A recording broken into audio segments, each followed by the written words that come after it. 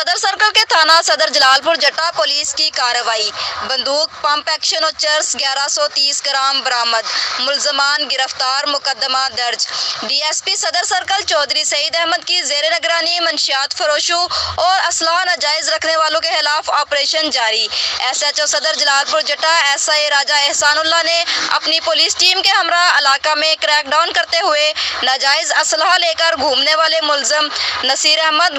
عبد القدیر قوم کشمیری کو گرفتار کر کے قبضہ سے بندوق پمپ ایکشن مع کارتوس برآمد کر لیے، جبکہ دوسری کارروائی میں ملزم قاسم بشیر ولد محمد بشیر قوم جٹ سکنہ بیو والی سے چرس 1130 گرام برآمد کر کے ملزمان کے خلاف الگ الگ مقدمہ درج کر لیا۔ ملزمان سے مزید تفتیش جاری ہے۔